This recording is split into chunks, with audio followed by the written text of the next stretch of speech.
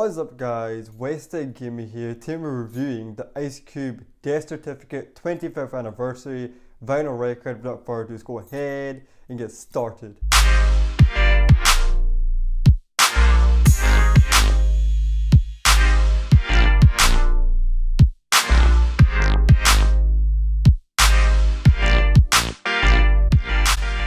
I've had this in my collection ever since the 25th anniversary came out. I think it was a year ago now, if I'm not mistaken. I've just not had the chance to come and review it, you know. But today I'm going to review it. So this is the 25th anniversary, right? So we do get a bit of a different art cover on the front. You can kind of see that right over there. You know, kind of go for a different theme. Looks pretty cool, the art cover does, and everything like that. And over here it says Ice Cube Death Certificate 25th Anniversary. Got parental advisory. On the side, Ice Cube Death Certificate. On the back is your track list, right? The track list has some new tracks in it that he made. Got a Good Cop, Bad Cop, which was in the Everything's Corrupt album as well. And we got Only One Me, and we got Dominate the Week. So we got them three new tracks as well. But Good Cop, Bad Cop is one of my favorite new tracks that Ice Cube brought out. You know what I mean? A lot of people are skeptical about the new album that he released, the Everything's Corrupt. But I think Everything's Corrupt is a really good album, you know what I mean? It's not every day you get an album like that. Because songs nowadays have a different vibe to it. They have a different sound to it and everything like that. But that had a unique sound to that album and I really enjoyed listening to it a lot. The more I listen to it, the more it grows on me, that album does. Over here we got the two sides. We got the deaf side and we got the left side. Okay, very bold, you know what I mean, with that statement. Very funny that is. So anyway, we got the funeral, we got the wrong to mess with. We got My Summer Vacation, one of my favourite songs from the Greatest Hits Ice Cube album. We've got Steady Mobbing, another one of my favourite songs. I just like the whole beat. I like the way it holds the samples in that song and everything. We got Robin Lynch. We got Give Up the Nappy Dog Out. We got Look Who's Burning. We got A Bird in the Hand. We got Man's Best Friend. And we got Alive or Arrive. And we got Death. Over here on the left side, we got The Birth, I Wanna Kill Sam. We got these tracks, the names on them were quite bold, man, you know, even back then. That's why a lot of this stuff was happening back then, like bang gangster rap and things like that, because nothing like that was really happening back then, you know what I mean? Like, not a lot of songs were like sounding like that, and then Ice Cube comes out, Tupac comes out, Dr. Dre comes out, Death Row comes out with all these bold lyrics and things like that, and say what they're gonna say, and then we've got Cesar Lars Tucker, Bob Dole all coming out, you know what I mean? So we've got this song, we've got Black Korea, we've got True to the Game, we've got Colorblind and Doing Dumb, and we've got Us and No Vaseline. Now No Vaseline is a sick song, man. I want to say No Vaseline. One of my favourite diss tracks of all time. Now I know Hit 'Em Up is one of the sickest diss tracks ever too, but the energy in that song is what I like about it a lot. Like Tupac just going all in, his energy, and you know with a Tupac song, you can feel his emotion, you can feel his energy, you can feel his passion, where he's feeling angry, annoyed, sad, happy, you can feel it. But No Vaseline, lyrically, like I felt like he was like getting an assault rifle out and coming out after everyone, you know what I mean? Like he was like talking about one person one by one, single-handedly whooping their asses, okay? That's what we're gonna say. They're single-handedly just doing it, you know what I mean?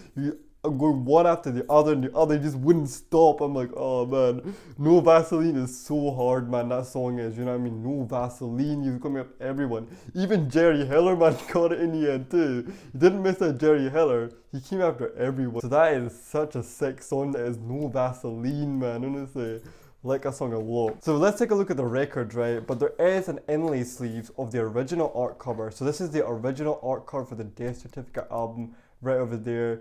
You know what I mean? So that's what it is. It makes a statement, this cover does, and you can see everything right over there.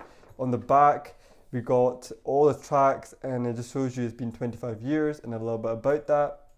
And then over here it goes through all the tracks and who's in the tracks, who made the beats, so on and so on, like every single album you get. Got a signature by Ice Cube, which is just a printed signature. But it's nice they included that. But I actually got an actual signature with a big poster of Ice Cube signing it too. I'll show you that maybe if I can show you it and fit it in the shot. But we'll see if we can fit that in the video. So here is the vinyl record number A. Over here you can see the tracks in it. A Good Cop, Bad Cop, one of my favourite songs. So we've got some of these tracks over there. So over here inside number B, here's your tracks. Can I see that? So over here we've got the next tracks. Over here we've got side C.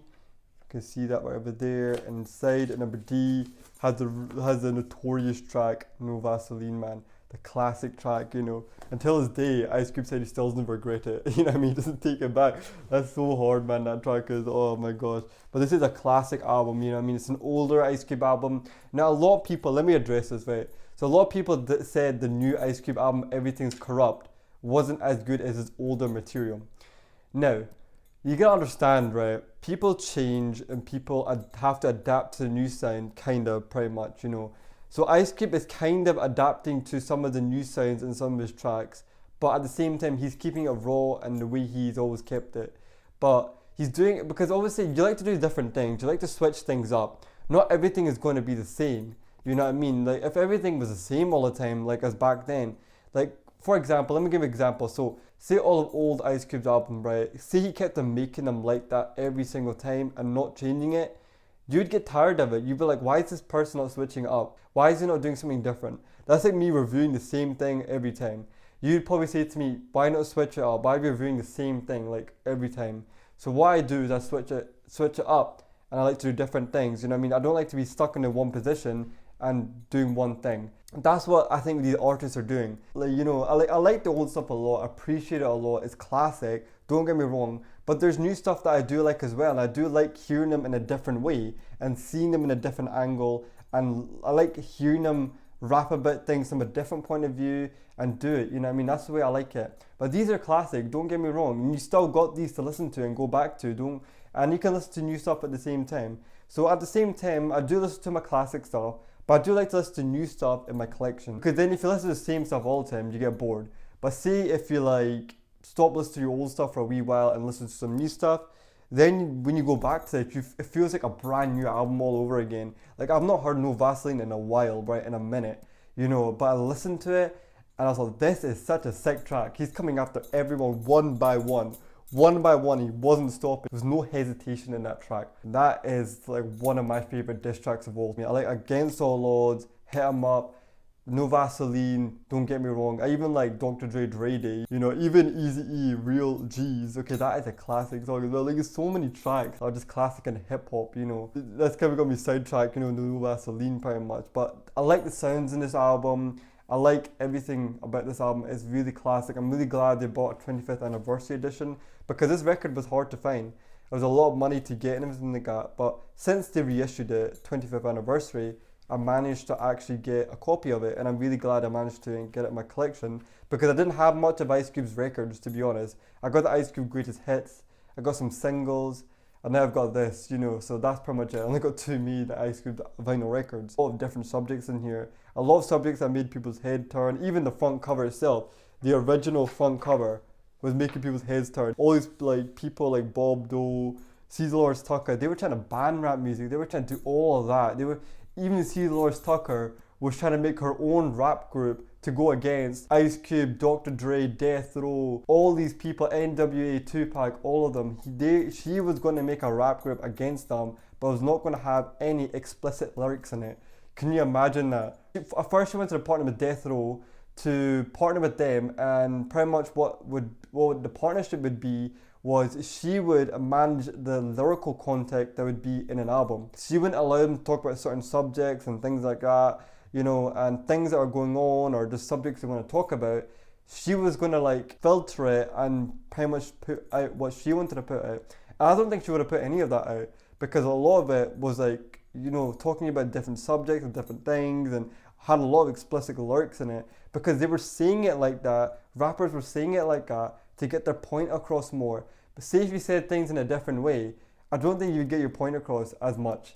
But say if you say these things with these lyrics in it and things like that, it gets your point across more, it's more raw, you know what I mean? And they're actually expressing how they feel, you know. So but Death Row definitely said no to that. It was like, we're not letting you know what I mean, monitor our lyrics and things like that. So she got turned down pretty much. So that was the end of that story.